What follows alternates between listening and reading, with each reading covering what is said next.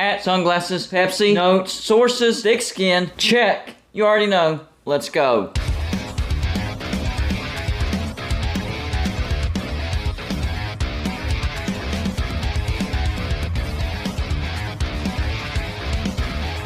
Welcome to Gold and Blue today, everybody. This is a college football channel. So if you like college football, hit the like and subscribe button. It's that simple. Also, send gear to represent your team and be a part of my background forever. All you have to do is send it to P.O. Box 360, Liberty, South Carolina 29657. I've made many videos talking about how this is going to be a battle between the Big 12, the Pac-12, and the ACC as far as surviving conference realignment and existing or coexisting with the Big 10 and the SEC, because I do think eventually those two leagues will separate from the NCAA, create their own playoff invitational, and if your conference or league isn't strong enough, then your teams might not get the invitation to that playoff invitational. So this is a fight for survival. In the past few days, I've been talking about possibly the Pac-12 and the Big 12 going at it.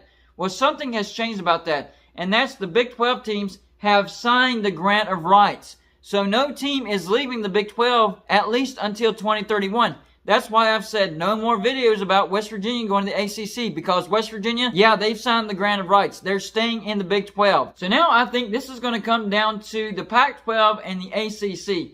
And particularly, I think the Pac-12 is in trouble. Recently, I talked about the Big 12 going after Gonzaga, and at first, I was not feeling it. I'm like, why would you do that? It adds nothing to the football revenue, and that's a lot of travel just for one team in basketball. But if it's just step one of a bigger plan, this is actually pretty genius.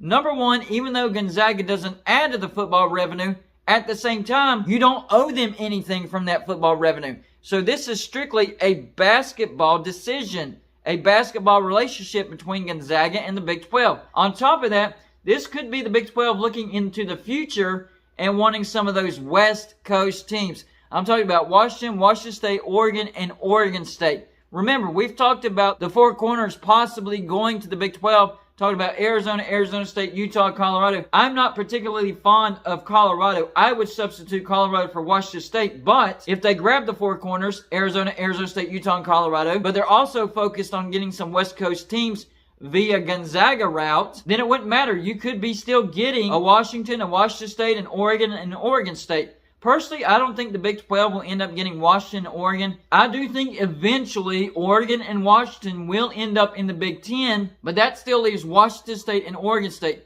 And I do think that those two brands are good enough for the Big 12 to extend their footprint out to the West Coast and grab those two programs in conference realignment. And Gonzaga may be the ticket to grabbing those two teams. And you're taking that from the Pac-12. Now the Pac-12 can't go after Gonzaga itself and strengthen its basketball brand. So really, when you sit down and think about it, that's actually a genius move by the Big 12. You're strengthening your basketball brand. You're keeping the Pac-12 from strengthening their basketball brand. And it might sweeten the pot for Washington and Oregon State to come join the Big 12. And those are some pretty good brands. Washington State, surprisingly, has a top 25 fan base in size and one of the biggest fan bases in the Pac-12. They are definitely worth going after. Adding Oregon State as a travel partner for football, that's a no-brainer. So now this comes down to the Pac-12 and the ACC, and the fact that the ACC isn't making any moves, this is not a good sign at all. In fact, this might be a sign that there are those 8 teams willing to vote to dissolve the grant of rights in the ACC, and then the ACC will be on the menu for all the conferences. They'll be on the menu for the SEC, on the menu for the Big 10, on the menu for the Big 12, and possibly on the menu for the Pac-12. So this survival between the ACC and the Pac-12 has gone from the Pac-12 looks like it's on its last leg to possibly the ACC being on its last leg if those 8 teams do exist and they vote to dissolve. And then boom, everybody's on the menu. And I do think that Florida State and Clemson for sure will be going to the SEC. The SEC might also get North Carolina and Duke. I think the Big 10 can then counter and get Miami, Virginia Tech, Virginia, and then maybe a Wake Forest or an NC State. That's still okay for the Big 12. They can still go out and get a Pitt, a Louisville, a Syracuse, a Virginia Tech if they're available, but probably not, and an NC State. And if the Big 10 gets NC State over Wake Forest, oh well, you got to settle for Wake Forest instead of NC State. But right now, Wake Forest has a pretty good football brand. So that's not a bad consolation, to be honest with you. So you're adding all these rivals for West Virginia. You're going to make a lot of money just from that little bit of rivals. West Virginia Pitt, West Virginia Syracuse, West Virginia Louisville. If you bring in Virginia Tech, West Virginia Virginia Tech. Then you have Pitt Syracuse, Pitt Louisville, Pitt Virginia Tech, if you're able to bring in Virginia Tech. Syracuse Louisville, Syracuse and Virginia Tech, if you're able to bring in Virginia Tech. You get the picture right there. If you bring in NC State, no, you don't have the rival aspect, but NC State does have a pretty good fan base, and you have a solid footprint in the state of North Carolina. This would be a massive win for the Big 12 and a bigger win for West Virginia. Remember, West Virginia has signed the grant of rights for the Big 12. We aren't in the Big 12 until at least 2031. So now we really need the Big 12 to go out and get those Eastern teams, especially our rivals. West Virginia wants to play our rivals every year, year in and year out.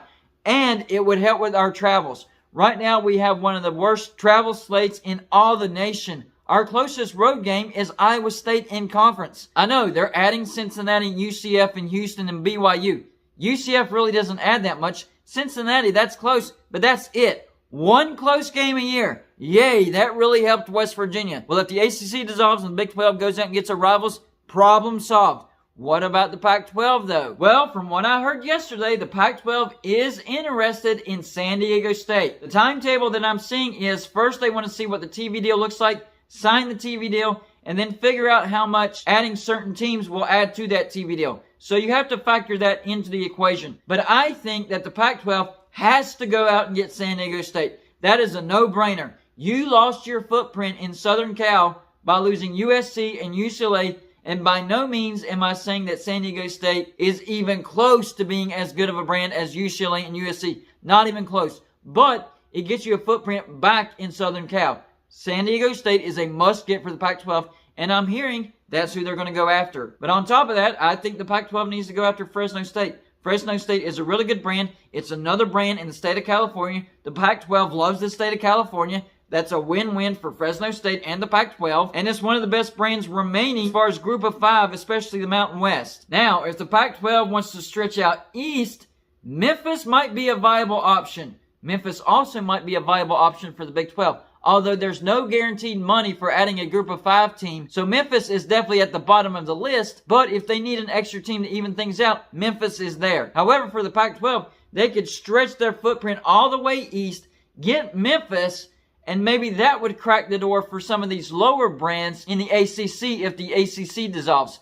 Maybe they can go out and get a Boston College or a Wake Forest. Maybe they can get an NC State or a Georgia Tech if the Big Ten doesn't get Georgia Tech. So Memphis could be a doorway for the Pac-12 to grab some teams out of the ACC if the ACC dissolves. So yes, I do think the Pac-12 is in a better position than the ACC. I don't think they're in a great position. By no means, I'm not saying that. But I do think they're in a better position than the ACC because the ACC is going very quiet right now. There's no renegotiations going on for that terrible TV deal with ESPN. So those 8 teams could very well exist as far as voting to dissolve the ACC. And then they will get picked apart by the SEC, the Big 10, the Big 12, and even possibly the Pac-12. Depending on the decisions the Pac-12 makes. And I know academics and Tier 1 research, all that goes into this. But whenever it comes to survival, the Pac-12 might be willing to wipe all those requirements away in order to survive. So y'all let me know in the comments section, who do you think's in bigger trouble right now, the Pac-12 or the ACC? Do you think the Pac-12 figures out a way to open the door to grab some teams out of the ACC if the ACC does dissolve? Do you think the ACC is going to dissolve? That's a question worth asking. And do you think the Big 12 comes to its senses if the ACC does dissolve and goes out and gets the rivals of West Virginia and their rivals of each other? They can make a lot of money. That's all I got for this show. Like and subscribe if you haven't already.